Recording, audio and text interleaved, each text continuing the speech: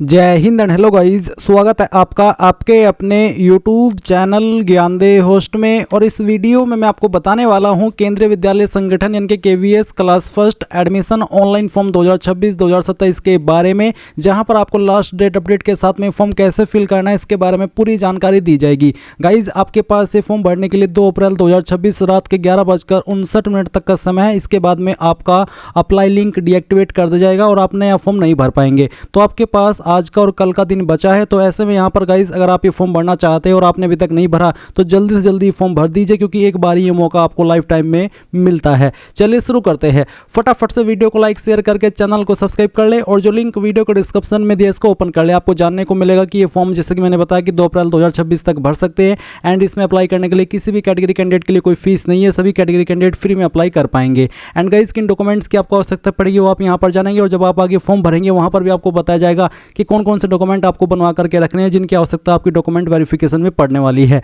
अब अगर आप इसमें एलिजिबल और आपने अभी तक अपने बच्चे का फॉर्म नहीं भरा तो गाइज इंपॉर्टेंट लिंक के सेक्शन में आइए और अप्लाइंग ऑनलाइन लिंक ओपन कीजिए। देन आपके सामने यहाँ पर ये इंटरफेस आ जाएगा। यहाँ पर आ जाने के बाद में सबसे पहले आपको क्या करना है, रजिस्टर का जो यहाँ पर लिंक दिया है इसके ऊपर क्लिक करना है। अब आपके सामने कुछ ऐसा इंटरफेस आएगा। यहाँ पर आपको इंस्ट्रक्शंस दिए गए। अगर आप इनको हिंदी में रीड करना चाहे तो आप लैंग्वेज से हिंदी सेलेक्ट कर लीजिएगा। अगर इंग्लिश में चेक करना चाहते या वैसे देखना चाहते तो आप यहाँ से देख सकते हैं। अब ये सब इन्फॉर्मेशन चेक करने के बाद आप यहाँ पर I have read all the instructions इसके ऊपर क्लिक करेंगे। देन आपके सामने कुछ ऐसा इंटरफेस आएगा। अब आपको यहाँ पर अप्लाई फॉर क्लास में सेलेक्ट करना है कि आप बालवाटिका फर्स्ट के लिए अप्लाई करना चाहते हैं या 2, 3 या फिर क्लास फर्स्ट, जिसके लिए भी अप्लाई करना है वही आप यहाँ पर सेलेक्ट कर ले। सभी डिटेल्स आपको इंग्लिश के कैपिटल लेटर में फिल करनी है। अब आता है फर्स्ट नेम ऑफ चाइल्ड, यानी कि बच्चे का फर्स्ट नेम आप यहाँ पर लिखेंगे। फिर मिडिल नेम न है वो मिडिल नेम तो खाली छोड़ दे। उसके बाद में लास्ट नेम आपको यहाँ पर एंटर करना है। यहाँ पर आपको ये भी कहा गया कि यहाँ दर्ज की गई जानकारी को सबमिट करने के बाद संशोधित नहीं किया जा सकता, यानी कि बहुत ही सावधानी से आपको एक एक इन्फॉर्मेशन एक एक स्पेलिंग चेक करके भरनी है, क्योंकि एक बार आपने सबमिट कर दिया तो आप इसको एडिट नहीं कर पाएंगे। अब आप यहाँ पर देखेंगे कि आपसे पूछे कि क्या बच्चा दिव्यांग है, अगर हाँ तो यस, नहीं तो आप नो कर देंगे। फिर बच्चे की डेट ऑफ बर्थ क्या है, आपका जो भी क्लास है जैसे कि क्लास फर्स्ट या फिर बालवाटिका फर्स्ट 2, 3, उसमें जो DOB है बच्चों की वो कितनी रहनी चाहिए, किसके बीच में होनी चाहिए, वो आपको यहीं पर देखने को मिल जाएगा। अगर आप क्लास फर्स्ट पर अप्लाई कर रहे हैं तो आपको यहाँ पर बताया जाएगा कि आपका DOB इस DOB से लेकर के इस DOB के बीच में होना चाहिए। तो जो भी आपके बच्चे का DOB है वो आप यहाँ पर इस तरह से सिलेक्ट कर लेंगे, जैसे कि मैं आपको सिलेक्ट करके दिखा रहा हूँ। फिर आप यहाँ पर एक सवाल देखेंगे कि क्या अभ्यर्थी KVS कर्मचारी का पुत्र या फिर पुत्री है, यानी कि जो बच्चा है उसके जो माता पिता है क्या वो KVS कर्मचारी है, अगर हाँ तो यस, नहीं तो आप नो कर देंगे। फिर ईमेल ID यहाँ पर आप डालेंगे अपनी, और फिर अपना नंबर भी डाल देंगे। ये नंबर बिल्कुल करेक्ट होना चाहिए क्योंकि इसके ऊपर OTP वेरिफिकेशन होता है। उसके बाद आप ये कैप्चा कोड यहाँ पर डालेंगे एंड देन रजिस्टर इसके ऊपर क्लिक करेंगे। रजिस्टर के ऊपर क्लिक करने के बाद गाइज आपके नंबर के ऊपर OTP सेंड किया गया है, तो आप क्या करेंगे, वो OTP जो आपको नंबर पर मिला है वो OTP यहाँ पर डालना है। ये कैप्चा कोड फिल करना है। कैप्चा कोड फिल करने के बाद आप यहाँ पर वेरीफाई इसके ऊपर क्लिक करेंगे। देन आपके सामने यहाँ पर कुछ ऐसा इंटरफेस आएगा जैसे कि आप वीडियो में देख सकते हैं। बेसिकली आपका रजिस्ट्रेशन सक्सेसफुल हो चुका है। आपको यहाँ पर login code, date of birth of child and आपका रजिस्टर्ड नंबर देखने को मिल जाएगा। ये इन्फॉर्मेशन बहुत ही जरूरी है, इसलिए आप इसका या तो स्क्रीनशॉट ले लें या फिर प्रिंट के ऊपर क्लिक करके, अगर आपके पास प्रिंटर नहीं है तो उसको PDF के रूप में सेव कर लें। अगर आप इसका स्क्रीनशॉट भी ले लेंगे तब भी ये जानकारी आपके पास सेफ हो जाएगी। अब आप यहाँ पर क्या करेंगे, आपको यहाँ पर क्लिक हियर इसके ऊपर क्लिक करना है। देन आपके सामने यहाँ पर ये लॉगिन का पेज आएगा इस तरह से। अब आपको यहाँ पर आपका लॉगिन कोड डालना है जो कि अभी आपको मिला है रजिस्ट्रेशन करने के बाद में। फिर यहाँ पर जो बच्चे की डेट ऑफ बर्थ अभी आपने फॉर्म भरते समय भरी, वही डेट ऑफ बर्थ आपको अगेन कैलेंडर के ऊपर क्लिक करके सेलेक्ट कर लेनी है। उसके बाद में जो नंबर अभी आपने फोन का रजिस्टर किया वो नंबर यहाँ पर डालना है। ये कैप्चा कोड फिल करना है और लॉगिन के ऊपर क्लिक करना है। लॉगिन करने के बाद में आपके सामने कुछ ऐसा इंटरफेस आएगा जहां पर सबसे पहले आपको चाइल्ड इन्फॉर्मेशन देनी है। इसमें यहाँ पर कुछ इन्फॉर्मेशन आपकी भरी हुई है जो कि अभी आपने रजिस्ट्रेशन करते समय भरी है, और कुछ इन्फॉर्मेशन अभी आपको यहाँ पर भरनी है। तो जैसे कि यहाँ पर एक है DOB सर्टिफिकेट नंबर, यहाँ पर जन्म प्रमाण पत्र संख्या बच्चे की आपको देनी होगी। अब आपके मन में सवाल होगा कि बच्चे का जन्म प्रमाण पत्र नहीं है, तो गाइज अगर बच्चे का जन्म प्रमाण पत्र नहीं है तो आप इस फॉर्म को नहीं भर सकते। तो यहाँ पर जो भी आपके बच्चे का जन्म प्रमाण पत्र है उसका जो संख्या है वो यहाँ पर आपको डाल देनी है। उसके बाद में है बच्चे का आधार नंबर। ये जो बच्चे का आधार नंबर है, अगर बच्चे का आधार कार्ड बना हुआ है तो आप उसका जो 12 डिजिट का आधार नंबर है वो डाल दे। अगर नहीं बना हुआ है तो कोई भी इशू वाली बात नहीं है, क्योंकि ये जो आधार है ये कंपलसरी नहीं है। इसके बाद मदर टंग, बच्चे की जो मदर टंग है यानी कि मातृभाषा वो क्या है, जो भी है वो आप सिलेक्ट कर लेंगे। उसके बाद में यहाँ पर थोड़ा सा आपको नीचे आना है और जो अन्य इन्फॉर्मेशन है वो देनी है। जैसे कि यहाँ पर एक सवाल है कि जेंडर क्या है बच्चे का, मेल फीमेल या थर्ड जेंडर, जो भी है वो आप सिलेक्ट कर लेंगे। फिर बच्चे का ब्लड ग्रुप क्या है, अब बच्चे का ब्लड ग्रुप भी पता होना अनिवार्य है, क्योंकि ये जो ऑप्शन है कंपलसरी है। तो अगर आपके बच्चे का ब्लड ग्रुप आपको नहीं पता तो उसका टेस्ट कराइए ब्लड का, और जो भी ब्लड ग्रुप आए वो फिर आपको यहाँ पर सेलेक्ट कर लेना है। फिर कास्ट कैटेगरी बच्चे की क्या है, जनरल है। अगर जनरल है तो आपके सामने ये वाला ऑप्शन आएगा जहाँ पर फैमिली इनकम ग्रुप सेलेक्ट करना होगा कि ईडब्ल्यूएस है या फिर बिलो पॉवर्टी लाइन यानी कि बीपीएल, या फिर बीपीएल ईडब्ल्यूएस से संबंधित नहीं। तो जो भी है आपकी कैटेगरी जनरल होने पर वो आपको सेलेक्ट करनी होगी। अगर आप ओबीसी है तो फिर आपके सामने सवाल आएगा कि क्या आप ओबीसी क्रीमी लेयर है, नॉन क्रीमी लेयर है। ये आपके सर्टिफिकेट के ऊपर मेंशन होता है कास्ट के, जिसमें कि लिखा होता है कि आपकी जो कास्ट है वो क्रीमी लेयर में आती है या फिर नहीं आती है। अगर आप ओबीसी क्रीमी लेयर है तो कोई अतिरिक्त ऑप्शन नहीं आएगा, बट अगर ओबीसी नॉन क्रीमी लेयर है आपके सर्टिफिकेट के अकॉर्डिंग, देन आपको यहाँ पर कास्ट सर्टिफिकेट की जानकारी देनी है। अब ये कास्ट सर्टिफिकेट की जानकारी कैसे कहाँ पर भरनी है वो आप यहाँ पर जान लीजिए। मैं आपको डेमो के लिए कास्ट सर्टिफिकेट से इन्फॉर्मेशन दिखाता हूँ ताकि आपको बता पाऊँ कि किस तरह से आपको आपके कास्ट सर्टिफिकेट की जानकारी भरनी है। तो ये कास्ट सर्टिफिकेट है, इसमें आप यहाँ पर देख सकते हैं प्रमाण पत्र क्रमांक। ये जो प्रमाण पत्र क्रमांक है वो आपको यहाँ पर इसमें सर्टिफिकेट नंबर के अंदर फिल करना है। उसके बाद में आप देखेंगे प्रमाण पत्र जारीकर्ता प्राधिकरण, यानी कि कौन सी अथॉरिटी ने इसको जारी किया है। तो आपको सर्टिफिकेट देखना है और नीचे की तरफ आना है और जहाँ पर सक्षम अधिकारी और स्लैश के बाद में जिस भी पोस्ट को लिखा है वो पोस्ट आप यहाँ पर लिख देंगे। जैसे कि ये सर्टिफिकेट हुआ है तहसीलदार के द्वारा, तो ये जो सर्टिफिकेट जनरली तहसीलदार के द्वारा जारी होता है, फिर नायब तहसीलदार, मजिस्ट्रेट, सीओ, इन पोस्ट के अधिकारी द्वारा जारी होता है। तो आपको आपका सर्टिफिकेट चेक करना है, उस पर यहाँ पर सक्षम अधिकारी के बाद में जिस भी पोस्ट को लिखा गया है वही पोस्ट आपको यहाँ पर इसमें लिख देनी है सर्टिफिकेट इश्यूइंग अथॉरिटी के सेक्शन में। फिर किस डेट में जारी हुआ है तो आपको सर्टिफिकेट देखना है और जहाँ पर जारी दिनांक है, जारी दिनांक के सामने जो भी डेट लिखी हुई है वो डेट आपको यहाँ पर कैलेंडर के ऊपर क्लिक करके इस तरह से सिलेक्ट कर लेनी है, जैसे कि मैं आपको सिलेक्ट करके दिखा रहा हूँ। तो इस तरह से आप ये जानकारी भरेंगे। एंड गाइज, अगर आपकी कैटेगरी SC ST है तो भी आपके सामने यहाँ पर कास्ट सर्टिफिकेट की जानकारी फिल करने का ऑप्शन आएगा। आपको सेम तरीके से सर्टिफिकेट नंबर देना है जो कि आपको यहाँ पर प्रमाण पत्र क्रमांक संख्या के सामने दिया गया, ये नंबर आप यहाँ पर डाल देंगे। उसके बाद में कौन सी अथॉरिटी ने जारी किया है वो आप यहाँ पर सक्षम अधिकारी स्लैश के बाद में जो पोस्ट लिखी है वो यहाँ पर लिख देंगे और किस डेट में जारी हुआ है वो आप यहाँ पर सेलेक्ट कर लेंगे। अब आप यहाँ पर सेव एंड कंटिन्यू इसके ऊपर क्लिक करेंगे। अब आपके सामने यहाँ पर पेरेंट डिटेल का सेक्शन आ चुका है। यहाँ पर पूछा है कि क्या आप एकल अभिभावक है, यानी कि आर यू सिंगल पेरेंट। अगर है तो आपको यहाँ पर यस करना होगा। यस करने पर आपको बताना होगा कि आप माता है बच्चे के या फिर पिता है, जो भी है वो आपको सिलेक्ट करना होगा और फिर उसकी जानकारी देनी होगी। बट अगर आप सिंगल पेरेंट नहीं है तो आप यहाँ पर नो कर देंगे और नो करने के बाद में यहाँ पर माता और जो पिता दोनों के आप विवरण यहाँ पर देंगे। तो पहले तो आपको यहाँ पर जो माता जी है बच्चे की उसकी डिटेल्स देनी है। तो टाइटल में मिस या फिर लेट, तो जो भी है टाइटल वो सिलेक्ट कर लेंगे। लेट उनके सामने लगता है जो कि स्वर्गीय होते हैं, यानी कि जिनकी मृत्यु हो चुकी होती है। और अगर आप अभी जिंदा है तो आप यहाँ पर MS सेलेक्ट करेंगे। उसके बाद में फुल नेम, तो जो भी बच्चे की माता जी है उनका नाम आपको यहाँ पर पूरा नाम डाल देना है। फिर नेशनलिटी में इंडियन सेलेक्ट कर लेंगे। उसके बाद में कंट्री ऑफ रेजिडेंस में इंडिया सेलेक्ट करना होगा और फिर कौन सी स्टेट के निवासी है वो स्टेट भी सेलेक्ट कर लेनी है। फिर सिटी ऑफ रेजिडेंस में बताना कि कौन सी सिटी के निवासी है, वो सिटी आप यहाँ पर डाल दीजिएगा। एड्रेस आपका क्या है, प्रेजेंट एड्रेस आपको यहाँ पर भरना होगा और आपको यहाँ पर ये कहा है कि क्या आप इस पते पर वर्तमान में निवास कर रहे हैं। प्रवेश वर्तमान पते के आधार पर प्रदान किया जाएगा, यानी कि जो आपका बच्चा है उसमें उसको जो प्रवेश मिलेगा वो वर्तमान पते के आधार पर ही दिया जाएगा। और अब आप यहाँ पर जो आपका पिन कोड है वो भी डाल देना। इसके बाद में नीचे आप देखेंगे क्या आप चाहते कि माता का आवासीय पता पिता के आवासीय पता फील्ड में सहमति ही लिखा जाए, यानी कि अगर आपके माता यानी कि जो बच्चे के माता या फिर पिता है उनका जो एड्रेस है वो एक ही है, अलग अलग नहीं है, और आप चाहते कि जो एड्रेस आपने माता जी के एड्रेस सेक्शन में भरा है वो पिताजी के सेक्शन में भी ऑटोमेटिकली आ जाए, तो आप यहाँ पर यस कर देंगे। अगर अलग अलग दोनों एड्रेस है तो आप नो करके अलग से नीचे जो फादर का एड्रेस है वो भर सकते हैं। अब आप यहाँ पर जो नंबर है माता जी का बच्चे के वो यहाँ पर डालिएगा। उसके बाद में जो उनकी हाईएस्ट क्वालिफिकेशन है वो आपको यहाँ पर सेलेक्ट कर लेनी है। फिर पूछे कि क्या आप सरकारी कर्मचारी है। अगर आप सरकारी कर्मचारी है तो आपको यस करना होगा। अगर आप सरकारी कर्मचारी नहीं है तो आप नो करेंगे। तो यहाँ पर गाइज अगर आप यस करते हैं तो यस करने पर आपको ऑक्यूपेशन बताना होगा कि central government, defence, paramilitary ex serviceman हो, या फिर central government other department, central government PSU autonomous body, state government PSU या फिर ऑटोनोमस बॉडी, यानी कि किस तरह के डिपार्टमेंट में है आप गवर्नमेंट में, वो आपको बताना है। फिर यहाँ पर जो ऑर्गेनाइजेशन है यानी कि एग्जैक्ट आपको आपकी संस्था का नाम यहाँ पर लिखना होगा, और अगर आप नहीं है तो आप इसको नो कर सकते हैं, फिर आपको ये जानकारी भरने की आवश्यकता नहीं पड़ेगी। बट गाइज मैं आपको बता दूं कि ये जो फॉर्म है वो मेनली जो गवर्नमेंट डिपार्टमेंट के अंदर काम करते हैं उन्हीं के बच्चे भरते हैं या फिर वही लोग भरते हैं। वैसे इसको भर सकते हैं बट जो प्रेफरेंस है वो उन्हीं को मिलती है जो कि गवर्नमेंट डिपार्टमेंट में काम करते हैं। तो इसलिए मैंने यहाँ पर इस ऑप्शन में यस किया कि क्या आप सरकारी कर्मचारी है, ताकि जो मेन संख्या है इस फॉर्म को भरने की उनको पता चले कि कहाँ पर क्या जानकारी किस तरीके से भरनी है। तो इसमें यहाँ पर ऑक्यूपेशन आपको सिलेक्ट कर लेना होगा। उसके बाद में ऑर्गेनाइजेशन यानी कि कौन से ऑर्गेनाइजेशन के अंदर काम करते हैं उस संस्था का नाम आपको यहाँ पर लिख देना है। डेजिग्नेशन यानी कि कौन सी पोस्ट पर काम करते हैं उस पोस्ट का नाम आपको यहाँ पर लिखना होगा। फिर यहाँ पर कर्मचारी समूह, एम्प्लॉय ग्रुप क्या है, ग्रुप ए हो, ग्रुप बी, ग्रुप सी, यानी कि आपकी पोस्ट कौन से ग्रुप के अंदर आती है वो आप यहाँ पर सेलेक्ट कर लेंगे। उसके बाद में एनुअल इनकम कितनी है वो सेलेक्ट करेंगे, 2.5 लाख या फिर 2.5 से 5, 5 से 8 जो भी है वो आप सेलेक्ट कर लेंगे।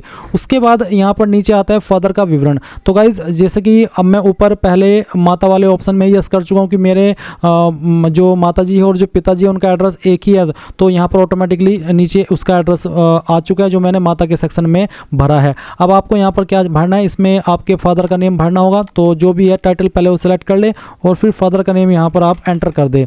उसके बाद आप नीचे की तरफ आएंगे और यहाँ पर आपको जो फादर है उनका मोबाइल नंबर देना है और फिर यहाँ पर ईमेल आईडी देनी है। उसके बाद में हाईएस्ट क्वालिफिकेशन फादर की क्या है वो आपको सिलेक्ट कर लेनी होगी। उसके बाद में पूछेगी क्या आप सरकारी कर्मचारी, अगर है तो यहाँ, नहीं तो नहीं। तो अगर आप यहाँ पर यस करते तो उसके बाद में आपको इसमें ऑक्यूपेशन बताना होगा यानी कि कौन सी गवर्नमेंट के अंदर है। उसके साथ ही आपको यहाँ पर ऑर्गेनाइजेशन का नाम देना होगा, पोस्ट का नाम देना होगा जिस पोस्ट पर रहकर के काम कर रहे हैं। उसके साथ ही कौन सी ग्रुप के अंदर वो आते हैं उनकी पोस्ट वो आपको सिलेक्ट करनी है। एनुअल इनकम कितनी है वो भी आपको यहाँ पर सिलेक्ट कर लेना है। और इसके बाद गाइज आप सेव एंड कंटिन्यू इसके ऊपर क्लिक करेंगे। अब आपके सामने यहाँ पर चाइल्ड सिबलिंग का एक ऑप्शन आता है जहाँ पर पूछे कि बच्चे के भाई बहनों का विवरण भरे। यदि कोई भाई बहन नहीं है तो आप इस चरण को छोड़ सकते हैं। अगर बच्चा सिंगल है तो ये फिर आपको भरने की आवश्यकता नहीं है, बट अगर आप बच्चे के भाई बहन है तो आप ऐड डिटेल इसके ऊपर क्लिक करेंगे और जो बच्चे का चाहे वो भाई है चाहे फिर बहन है उसका नाम आपको यहाँ पर देना है। तो जो भी नाम है वो आप यहाँ पर भरेंगे, फिर उसका जेंडर बताएंगे कि वो मेल है या फिर फीमेल है। साथ ही उसकी जो डेट ऑफ बर्थ है वो क्या है, वो डेट ऑफ बर्थ भी आपको यहाँ पर इस तरह से सिलेक्ट कर लेनी होगी, जैसे कि मैं आपको यहाँ पर सिलेक्ट करके दिखा रहा हूँ। ये सिलेक्ट करने के बाद में आप यहाँ पर मंथ सिलेक्ट करेंगे और डे। देन गाइज यहाँ पर पूछे कि बच्चा जो है वो अध्ययनरत है कि अभी पढ़ रहा है, अगर हाँ तो यस, नहीं तो नो करेंगे। उसके बाद में कौन सी क्लास के अंदर है, जो भी क्लास के अंदर है वो आपको यहाँ पर सेलेक्ट कर लेनी होगी। जो भी है वो आप यहाँ पर इस तरह से सिलेक्ट कर लेना। उसके बाद में यहाँ पर स्कूल टाइप क्या है, केंद्रीय विद्यालय, अदर गवर्नमेंट स्कूल या फिर अदर प्राइवेट पब्लिक स्कूल। तो जिस तरह के स्कूल में भी वो पढ़ रहा है वही आपको यहाँ पर सिलेक्ट कर लेना है। उसके बाद आप ऐड के ऊपर क्लिक करेंगे तो ये जो जानकारी है आपकी वो यहाँ पर ऐड हो जाएगी। इसी प्रकार से अगर आपके बच्चे के जो भाई बहन है वो और भी है एक से ज़्यादा तो आप उसकी संख्या भी सेम तरीके से भर सकते हैं डिटेल्स, जैसे कि भी मैंने यहाँ पर एक बच्चे की भर करके दिखाई। नहीं तो आप यहाँ पर अगर एक ही है तो कंटिन्यू इसके ऊपर क्लिक कर देंगे। अब यहाँ पर आता है choice of school. Choice of school सबसे महत्वपूर्ण विकल्प है, इसलिए आपको सही से जानकारी को समझ करके भरना है। यहाँ पर पहले ही बोल दिया कि आप 3 अलग अलग केंद्रीय विद्यालयों में किसी भी प्राथमिकता के बिना आवेदन कर सकते हैं। स्कूल विकल्पों को भरने के लिए नीचे दी गई टैब पर क्लिक करें। तो यहाँ पर आपको इंपॉर्टेंट इंस्ट्रक्शंस में ये भी कहा है कि विकल्प क्रमिक रूप से भरे जाने चाहिए।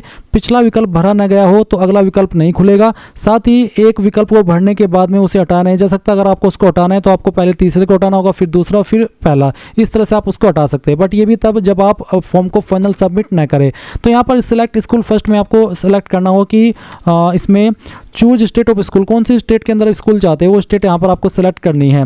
उसके बाद में यहाँ पर आपको उस स्टेट के अंदर जो स्कूल है वो देखने को मिल जाएंगे। तो आपको यहाँ पर जो भी स्कूल में चाहिए वो आप यहाँ पर आपकी चॉइस के अकॉर्डिंग सिलेक्ट कर लीजिए। चलिए मैं डेमो के लिए कोई एक स्कूल यहाँ पर आपको सिलेक्ट करके दिखाता हूँ और फिर आपको उसके आगे का जो प्रोसेस है वो बताता हूँ। जैसे कि मैंने यहाँ पर ये सिलेक्ट कर लिया। अब ये सिलेक्ट करने के बाद में यहाँ पर स्पॉन्सरिंग एजेंसी तो आप पहले ही भर चुके हैं, यानी कि कौन सी स्टेट के अंदर जो माता पिता वो काम करते हैं वो यहाँ पर आता है।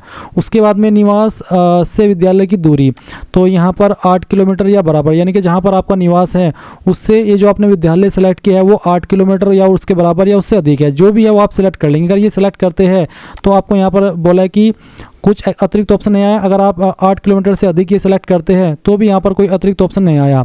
तो चलिए, जो भी है आपके निवास से जो स्कूल आपने सेलेक्ट किया है उसकी दूरी वो आप यहाँ पर सेलेक्ट कर लेंगे, 8 से कम या बराबर या फिर उससे अधिक। फिर 1.5 में पूछा है कि पिता माता का चुनाव करें जिनकी सेवा प्राथमिकता श्रेणी एवं स्थानांतरण के आधार पर प्रवेश का निर्णय होगा।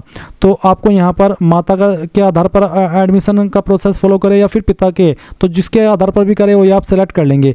अब यहाँ पर आपको इसमें 1.7 देखने को मिलेगा। तो इसमें पूछा कि माता का स्थानांतरण पिछले 7 वर्षों के भीतर हुआ है। अगर हुआ है तो आप यहाँ पर यस करेंगे, नहीं तो आपको नो करना है। अगर आप यस करते हैं तो फिर आपको यहाँ पर नेक्स्ट चॉइस इसके ऊपर क्लिक करना है। अगर आप नो करेंगे तो भी आप यहाँ पर नेक्स्ट चॉइस इसके ऊपर क्लिक कर देंगे।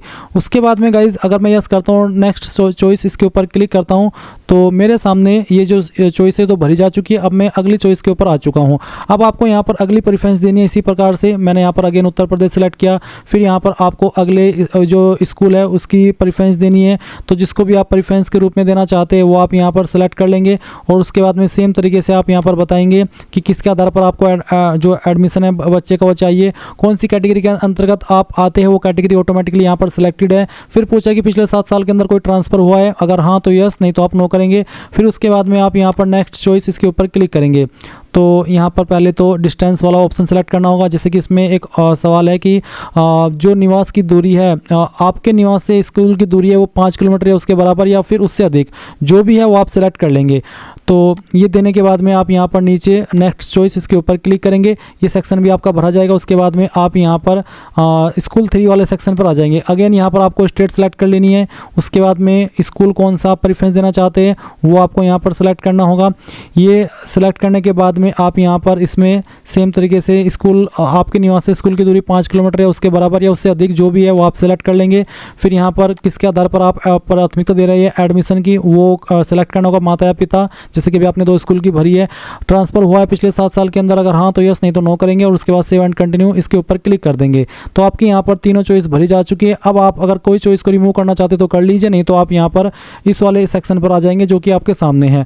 अब आप यहाँ पर क्या करेंगे, इसमें एक ऑप्शन है कि विगत 7 वर्षों के स्थानांतरण विवरण निम्नलिखित तालिका में भरे दिनांक 1/4/2019 से लेकर के 31/3/2026 तक।